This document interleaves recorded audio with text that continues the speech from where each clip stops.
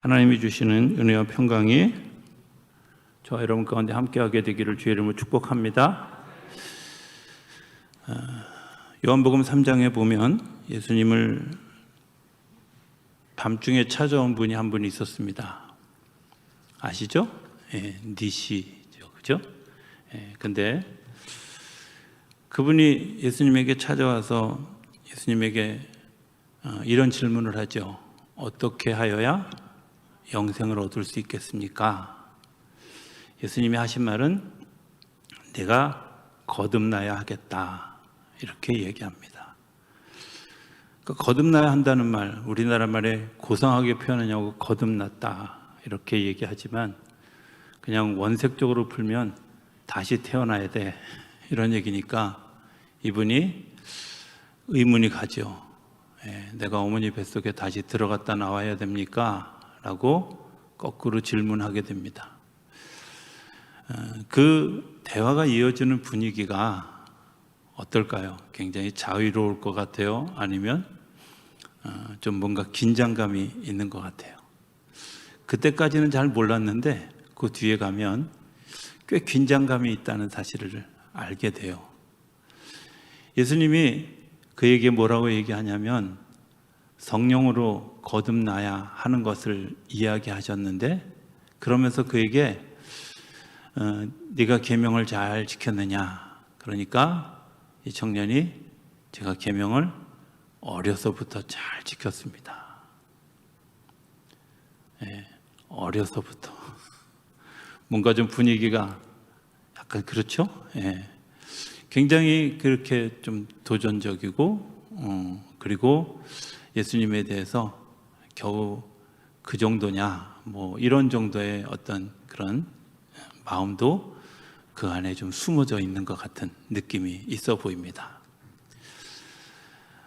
거듭난다고 하는 것이 무엇일까 하는 것에 대한 의문이 있죠. 거듭나는 것을 표현한 아주 작은 구절이 있는데 누가복음 19장에 보면 삭개오라는 사람의 이야기가 나옵니다. 꽤 오래전에 그 교육부 총무를 하고 있을 때 이제 그 여름 성경학교 교사 강습회 이런 걸 갔는데 2회인가 3회인가를 내리 계속 그 교재에 삭개오 이야기를 썼더라고요. 그래서 집필하시는 분한테 따졌어요. 아니 성경에 삭개오밖에 없냐고, 삭시밖에 없냐고, 이시도 있는데 꼭 이래야 되냐고. 근데 마땅한 인물이 없어서 저도 삭개오를 꺼내는 것을 그때 그 말한 것을 회개하면서 꺼냅니다. 자, 이 삭개오라고 하는 사람이 세리였어요. 그죠? 그리고 세리장이었어요. 높은 사람일까요? 일단 장자가 붙으면 높은 사람입니다. 그죠? 높은 사람이에요. 그런데 그 높은 사람이 시간이 지나가면 지나갈수록 자기 삶에 드는 의문이 하나 생기는 거예요. 그게 뭐냐면 이런 거죠. 내가 그렇게 바라고 원했던 것이 이거야? 이런 생각이 들었던 것 같아요. 세리장도 되고 부자도 되고 남부럽지 않은 삶을 사는 것 같은데 내 내면에 굉장히 충족되지 않는 무언가가 있다. 이런 게 있는 거죠. 예수님을 찾아왔던 그 니고데모도 그런 마음이 있었겠죠.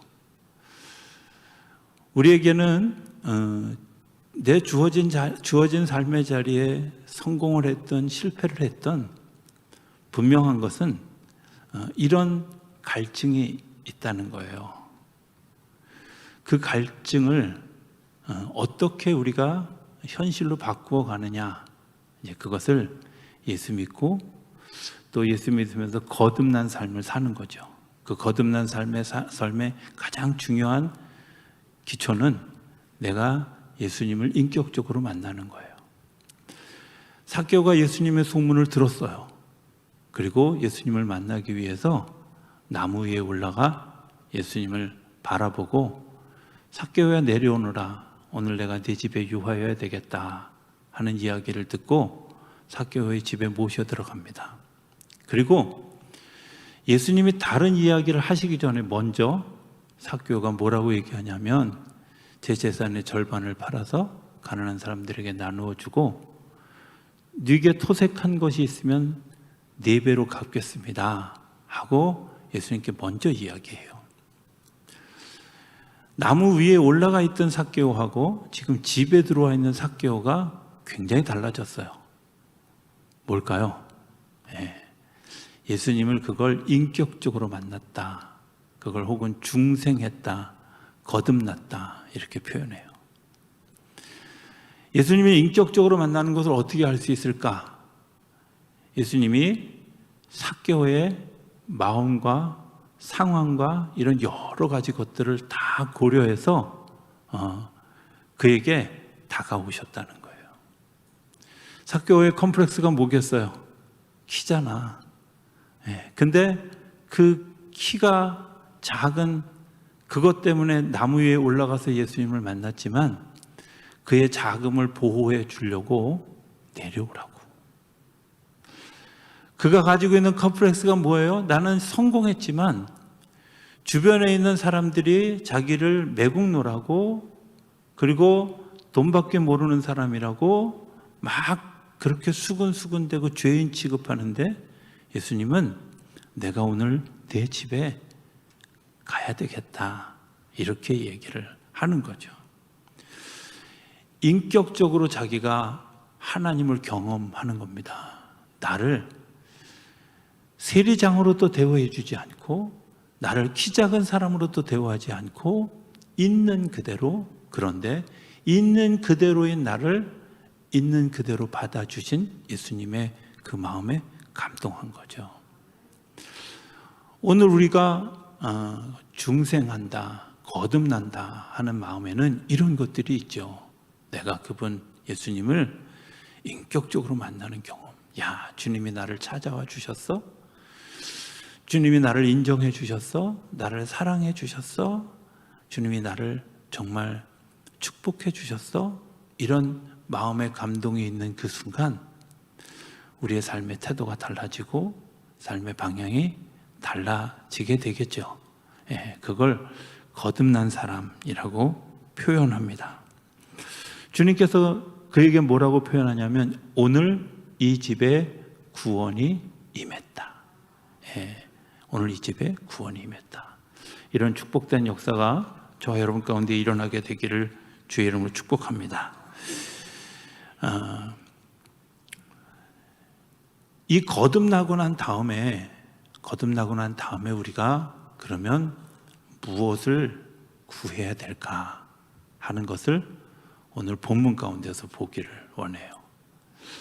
마태복음 7장은 굉장히 중요한 장인데 거듭난 사람들이 구하는 것, 그리고 다음 주에 해야 될 그 뒷부분은 하나님이 기억하는 사람들은 어떤 사람들인가 하는 거예요. 하나님이 기억하고 하나님이 바라보는 사람들은 어떤 사람들인가에 대한 이야기를 오늘하고 다음 주간에 할 건데 굉장히 중요합니다. 우리 한번 따라하겠습니다. 주의 능력으로 졸지 맙시다. 이번 주하고 다음 주는 졸면 안 됩니다. 큰일 납니다. 자, 이런 얘기 한번 할까요? 거듭난 삶을 산다는 게 뭐냐면 또 다른 삶을 사는 겁니다. 차원이 다른 삶을 사는 겁니다. 같은 일을 해도 그 일을 하는 내 내면의 생각이 다른 거죠. 어떤 사람이 있었습니다. 이 사람은 병실을 청소하는 분이었습니다. 병실을 청소하는 그 일을 이렇게 열심히 하고 있는 분인데 그분이 자주 가는 병실에 오랫동안 병원에 입원해 있는 부인, 그리고 그 부인을 간호하는 남편이 있는 병실이 있었어요. 오래 병원 생활을 하다 보니까 남편의 유일한 낙이 아내를 돌보다가 가끔 밖에 나가서 담배 피고 들어오는 그 시간이 유일한 낙인 거예요. 그런데 이제 몇 번 남편이 없을 때 이제 청소를 하고 이렇게 나오곤 하는데, 어느 날도 그날도 이제 남편 없는 그 병실에 가서 청소를 하고 나오는데, 그 남편이 이 사람에게 이야기합니다. 아주머니, 왜 우리 병실은 청소 안 해요? 이렇게 얘기하는 거예요. 억울하죠?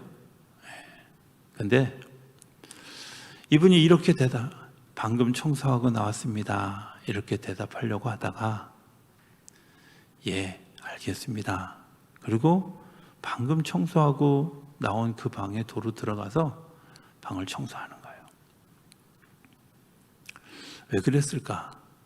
그게 억울하거나 또 분하거나 이런 마음이 아니라,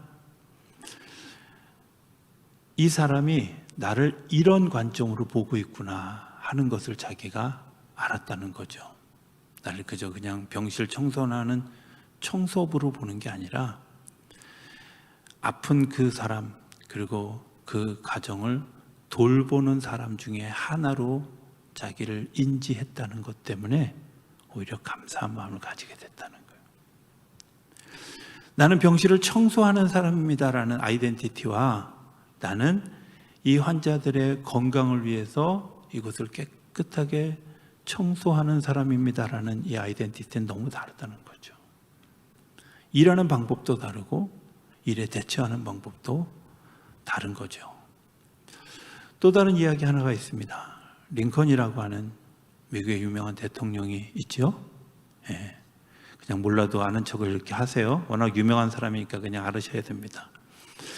근데 그 링컨 대통령이 이제 남북 전쟁을 하면서 남군이 이제 패퇴하게 되어지고 조금 더 강하게 이 작전을 좀 수행하기 위해서 당시에 이 북군의 그 최고 지휘관이었던 맥클렐린이라고 하는 장군의 집을 방문합니다.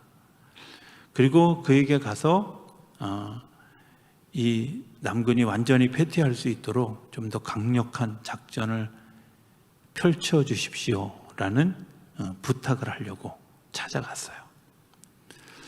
보좌관과 국무장관 세 사람이 같이 가서 갔는데 마침 부재 중이었습니다. 1시간을 기다렸어요. 1시간을 기다렸는데 그제서야 이 장군이 외출했다 돌아왔습니다. 세 사람이 앉아있는 그 방을 지나서 자기 방으로 들어갔습니다. 30분쯤 지나서 그 장군의 보좌관이 나와서 뭐라고 얘기하냐면, 오늘은 우리 장군님이 너무 피곤하시답니다. 다음에 오시면 좋겠습니다. 이렇게 얘기를 하는 거예요. 긴장감이 지금처럼 이렇게 들겠죠? 옆에 있는 보좌관이 화가 났습니다. 국무장관도 화가 났습니다. 그런데 링컨이 이렇게 이야기합니다. 오늘은 예의나 개인적인 자존심은 내세우지 않는 것이 좋을 것 같습니다. 왜? 이건 개인의 문제가 아니기 때문에. 그 사람이 링컨에게 별로 좋지 않은 감정이 있어서 파워게임을 하는 것을 다 알고 있는 링컨이 오히려 이것은 개인의 문제가 아니라 국가적인 문제이기 때문에 그 사람의 마음을 건드려서 나의 개인의 명예, 자존심 이런 것 때문에 국가의 일을 해칠 수가 없습니다. 이런 마음으로 물러서서 그냥 돌아왔다는 거예요. 조금 차원이 다른 사람들, 거듭난 사람들의 삶의 이야기를 지금 하고 있는 중입니다. 거듭난 사람들이 구할 것은 뭐고, 거듭난 사람들이 걸어가야 되는 길은 무엇인가 하는 얘기가 오늘 본문의 이야기인데요. 그 앞전에 보면 7장 1절부터 6절까지에는 비판하지 말라는 이야기가 나옵니다. 여러분들 한번 잘 생각해 보십시오. 하나님이 어떤 사건에 대해서 비판하시는 것을 보신 적이 있으신가요? 천사들이 이 땅에서 일어나는 일에 대해서 비판하는 것을 보신 적이 있으신가요? 제가 아는 바로는 없어요. 왜 없을까요? 하나님 다른 차원의 삶을 살고 있고, 다른 차원의, 적어도 믿음으로 사는 사람들, 내가 거듭났다고 하는 사람들의 특징은 뭐냐? 다른 차원의 삶은, 우리는 땅의 차원의 삶을 살아가는 사람들인 반면에 거듭난 사람들은 하늘의 역사를 본 사람들이에요. 땅에 사는 사람들은 이 땅에서 살아가는 80년, 길면 120년의 삶이 전부이지만, 하나님의 나라의 삶을 본 사람들은 영원한 삶을 사는 것을 보는 사람들이에요. 땅에 사는 사람들은 땅에서 나는 곡식과 이런 것들로 먹고 사는 사람들이지만, 하늘로부터 난 사람들은 하늘로부터 임하시는 놀라운 은혜로 인하여서 살아가는 사람들이에요. 적어도 하나님이 이 세상을 지으시면서 이 세상을 지으실 때 나를 위해서 이 모든 것들을 빌트인해 주셨다. 굉장히 부자 같잖아요. 저는 요즘에, 옛날에 시골 살 때는 안 그랬거든요. 근데 요즘에 별을 못 보니까 되게 불편해요. 왠지 별 떨어진 것 같고. 그래서 근데 그 별을 볼 때 이런 마음이 들어요. 하나님이 나를 위해서 모든 것을, 이 우주를 세팅해 주셨다, 이런 생각이. 별로 안 드시나 봐요. 집 이사 갈 때 뭐 냉장고도 있고 에어컨도 있고 다 이런 걸 빌트인 됐다고 얘기하잖아요. 그렇죠? 그런 집이 더 가격도 비싸잖아. 그런데 하나님이 나를 위해서 별도 달도 해도 바람도 하늘도 다 세팅해 주신 것, 내가 거기서 살고 있다. 행복하죠. 그런 사람들이 뭐 답답해서 옆에 있는 사람들이 뭐 코 후비고 머리 긁는 거를 비판하겠어요. 하나님이 이 웅대한 이 지구를, 이 우주를 지으신 분이 뭐가 답답해서 개인의 그런 일들에 대해서 하나님이 비판하시겠어요. 거듭나지 않은 사람들이 하는 일을 거듭난 사람들이 하지 말라는 거예요. 내가 적어도 다른 차원의 삶을 사는 사람들은 그 다른 차원의 삶의 관점에서 좀 봐야지, 자꾸 땅 아래 관점에서 보지 말라는 거예요. 하나님이 우리에게 크고 놀라운 것들을 보여주신 가장 커다란 이유는 우리로 하여금 그 모든 것들을 수용할 수 있는 마음, 포용할 수 있는 마음을 주시길 원하죠. 좀 더 이렇게 다가가서 생각해 보면 이런 겁니다. 하나님이 우리가 고통을 당하는 것을 싫어하실까요? 싫어하실까요? 혹시 졸다가 엉뚱한 소리 할까 봐 제가 그냥 답을 얘기했어요. 싫어하셔요. 불편해 하셔요. 그걸 어떻게 하느냐고요? 쉽게 할 수 있어요. 여러분들의 자녀가 아프면 여러분들이 행복하세요? 아니면 정말 힘들으셔요? 힘들잖아요. 내가 하나님의 아들인데, 여러분들 하나님의 아들이고 딸인데, 하나님이 여러분들이 고통당하고 어려움 당하면 당연히 불편해 하셔요. 그런데 우리는 그 불편한데 어찌할 수 없잖아. 어찌할 수 없잖아. 그런데 하나님은 그 어찌할 수 없는 상황을 이렇게 다가오셔요. 첫 번째는 그 고통에 함께 하시는 거예요. 함께 하시는 거예요. 내가 너와 함께 있다 하는 거예요. 너를 너 혼자 내버려 두는 것이 아니라 내가 함께 있다는 거예요. 내가 같이 가고 있다는 거예요. 우리가 제일 서러울 때가 뭐예요? 요즘 제가 아주 그런 서러움을 아주 이따금씩 느끼는데요.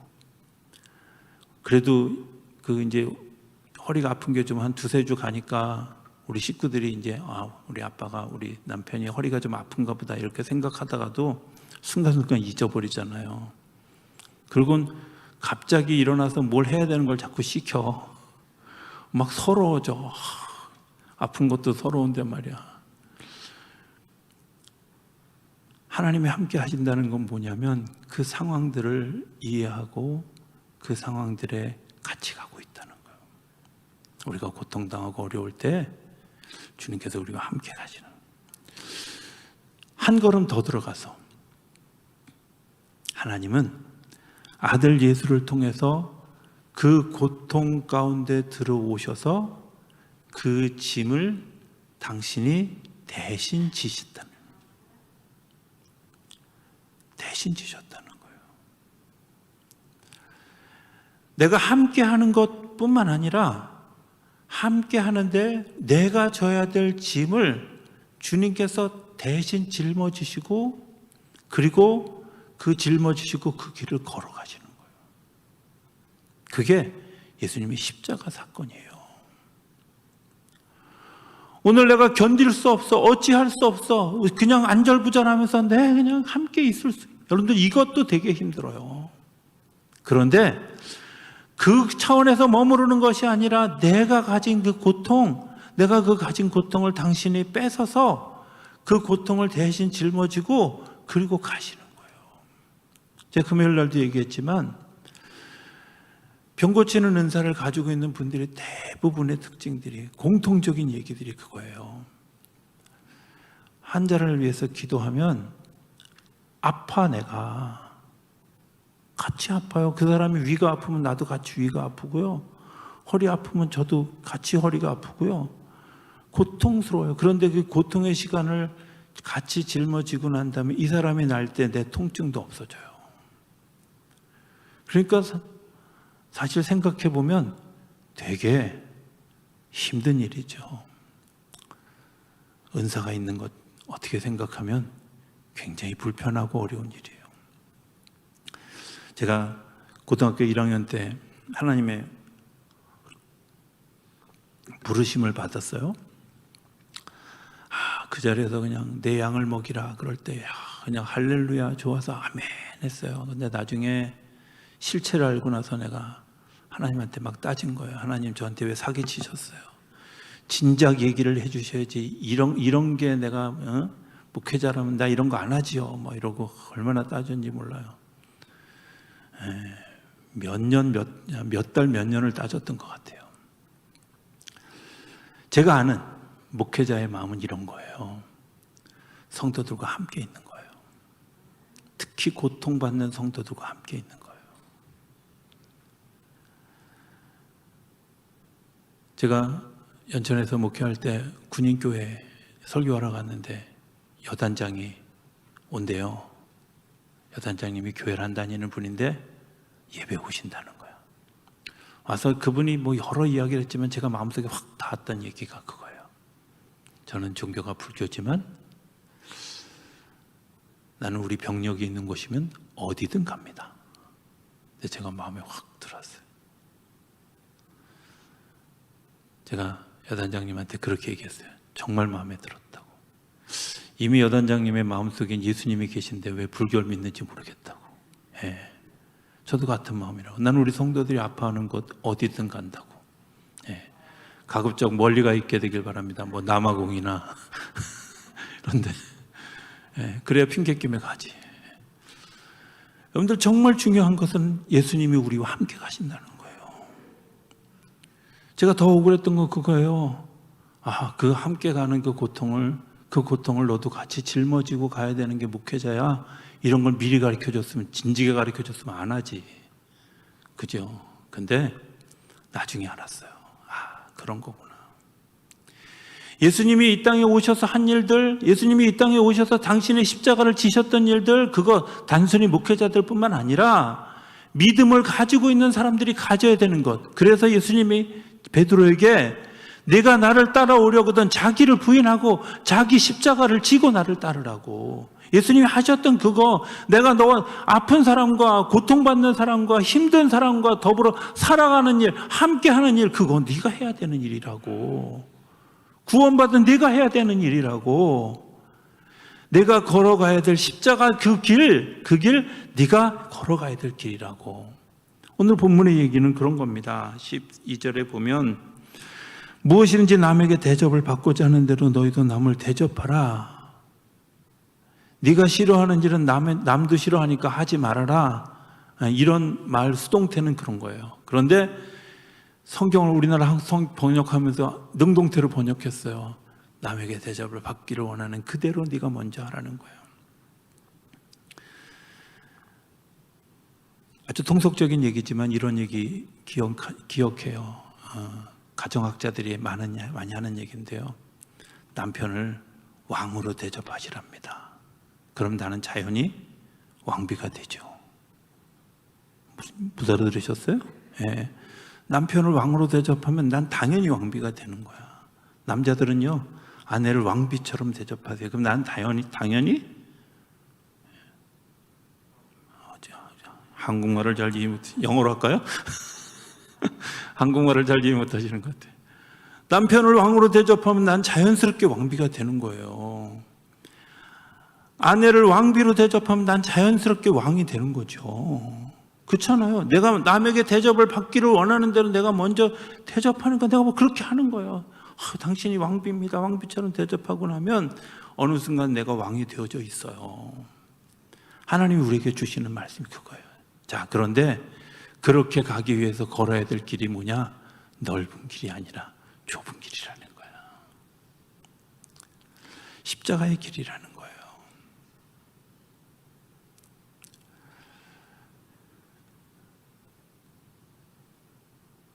두 가지 단어로 좀 정리를 하면, 내가 구원받기 전의 삶을 상징하는 단어가 행복이라는 단어라면, 내가 구원받고 난 다음에 되어질 단어는 기쁨이라는 단어예요.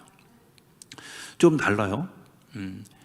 행복이라는 말은 이런 것 같아요. 제가 마음에 드는 여자를 이제 마음에 들었어요. 네. 그래가지고 그 여자하고 결혼하려고요, 막 온갖 노력을 다 하는 거야. 네. 6년 동안 그렇게 노력해가지고 결혼하는 날 얼마나 행복한지 모를 거라마 그런 거 너무 행복한 데 있잖아요. 근데 진짜 중요한 건 그날부터 살아가면서 얻어지는 하나님께서 주시는 또 다른 게 있어요. 그게 뭐냐면 기쁨이라는 거예요. 왜? 가정을 이루는 데까지는 목표점을 가기 위해서는 행복함을 가졌으면 그 가정 안에서 주어지는 나누는 기쁨, 함께하는 기쁨, 또 자녀를 낳고 그 자녀가 자라면서 얻어지는 여러 가지 이런 일들, 가정 안에서 되어지는 그 모든 일들을 기쁨이라고 표현해요. 예수 만나는 것도 마찬가지거든요. 내가 예수님을 만나고 아는 거 뭐 이런 거 해서 야, 내가 드디어 세례를 받았어. 너무 감격해, 행복해. 그런데 진짜 기쁨은 어디서부터 와요? 내가 예수 믿는 삶을 살아가면서 하나님께서 주시는 믿음의 여정에서 주시는 모든 선물들을 경험할 때예요. 그래서 우리 어려서 배웠던 그 찬송 가운데 이런 거 있어요. 주 예수 사랑 기쁨 내 마음속에 이런 거 있죠? 예. 세 사람만 아는 사람이네. 예. 그 영어 찬양에는 I have the joy 이렇게 해요. joy, 기쁨이라는 거예요. 하나님과 함께하는 기쁨, 하나님께서 주시는 그 삶 가운데서 내가 누리는 기쁨, 내가 믿음의 여정을 걸어가면서 남들이 알지 못하는 그런 기쁨들이 우리 안에 있는데, 이 기쁨들을 지고 갈 때 반드시 걸어가야 되는 길이 있어요. 이 기쁨을 하기 위해서는 내가 돌같이 완악한 그 사람들의 마음을 깨뜨리기 위해서 하나님이 나를 사용하실 때 내가 기꺼이 믿음으로 십자가를 지는 거예요. 좁은 길을 걸어가는 거예요. 좁은 길을 걸어가는 사람이 그 놀라운 기쁨들을 누려요. 넓은 길을 가는 사람들은 새로 발견하는 기쁨이 없어요. 새로 즐거워하는 기쁨이 없어요. 그리고 그것 때문에 행복한 기쁨이 없어요. 하나님께서 주시는 그런 놀라운 은혜와 기쁨이 우리 안에 있습니까? 그 기쁨의 길을, 그 행복함을 기쁨으로 바꿔가는 일들은 어떻게 하느냐? 내가 믿음을 가지고 주님께서 주시는 그 생명의 길을 걸어가는 거예요. 남들이 가는 편안한 길이 아니라, 땅의 사람들이 걸어가는 그 길이 아니라, 정말 하나님께서 나에게 허락하실 그 기쁨, 그걸 기대하면서 주님이 인도하시는 길을 가는 거예요. 환경 선교주일입니다. 이 땅의 환경이 굉장히 망가져 가고 있어요. 누구의 책임일까요? 저는 가슴 아픈 마음은 어떤 거냐면 정말 우리 아이들이 또 우리 아이들의 자녀들이 이 땅에서 살아갈 일을 생각하면 너무 가슴이 아파요. 바다에 떠다니는 그 플라스틱들, 파괴된 오존 이런 것들 너무 가슴이 아프지 않습니까? 우리가 조금만 더 믿음으로 십자가의 길을 걸어가면 다음 세대에 희망을 줄 수 있는 일들을 만들 수 있을 텐데 너무 자기의 행복만 추구하다가 모두가 누려야 될 기쁨을 잃어버리는 일들을 하고 있지 않은가 하는 생각을 하게 될 때가 있어요. 제가 전에도 얘기했지만 제가 확인 사살을 스스로 합니다. 제가 혼자 있는 사무실에 제가 에어컨 틀지 않습니다. 40도가 넘어갈 때도 제 방에 에어컨 잘 안 틀었어요. 한 5분 틀었다가 너무 5분 틀었다가 다시 그 기운으로 버텼지. 왜? 제가 그거 절약한다고 해서요. 전에도 얘기했지만 재정부장님이 저한테 감사하다고 그렇게 얘기 안 해요. 그죠? 뭐 교인들이 안 알아줘요. 우리 목사님이 전기 절약해줬어. 그런 차원 아니에요. 내가 한번 그거 안 킨 것 때문에 지구의 나이가 한 살 더 갈 수 있다면 우리의 다음 세대들이 조금 더 쾌적한 것을 맞이할 수 있다면 내가 기꺼이 오늘 더위 잘 타는 제가 견뎌가겠다는 거예요. 교육자들 회의할 때 카톡으로 제가 문서 보내서 카톡 들고 해요. 왜? 종이 그거 5장, 6장 줄인다고 뭔 일 생기겠어요? 그런데 여러분들 그 종이 한 장을 줄이는 것 때문에 수십 년 자란 나무에 배임을 당하고 그리고 그것으로 종이를 만드는 일이잖아요. 이 땅에 공기, 산소가 공급되어지는 처소들이 조금씩 없어지는 거잖아요. 우리가 할 수 있는 작은 것, 내가 믿음으로 십자가를 지는 마음으로 그 일들을 잘 감당해 가면 적어도 우리 지구의 나이를 좀 더 늘릴 수 있고 하나님이 또 바꿔가는 또 다른 역사가 있을 거라고 저는 믿습니다. 우리가 남에게 대접을 받기를 원하는 대로 먼저 남을 대접할 수 있는 기꺼이 믿음으로 십자가를 질 수 있는 우리 모두가 되어진 것 때문에 나만 누리는 행복이 아니라 모두가 함께하는 기쁨을 누리는 그리고 그 기쁨을 기도하는 우리 모두가 되어줄 수 있게 되기를 주님으로 축복합니다. 기도하겠습니다. 저희들을 사랑하시는 아버지 하나님, 하나님께서 주시는 기쁨 우리가 누렸습니다. 중생한 기쁨을 누렸습니다. 이제 그 기쁨을 나와 더불어 살아가는 모든 이들이 같이 누리기를 소망합니다. 그리고 주님께서 우리에게 이끄시는 그 생명의 길, 그 좁은 길을 기꺼이 걸어가기로 결심한 우리 모두 가운데 하나님의 은혜와 능력을 부어주셔서 그 길에서 얻어지는 참 기쁨을 누리는 우리 모두가 되게 하여 주시옵소서. 주께서 저희들을 이끌어 주시는 그 길 찬송하며 걸어갈 수 있도록 우리 모두를 축복하여 주시옵소서. 예수님의 이름으로 기도드립니다. 아멘.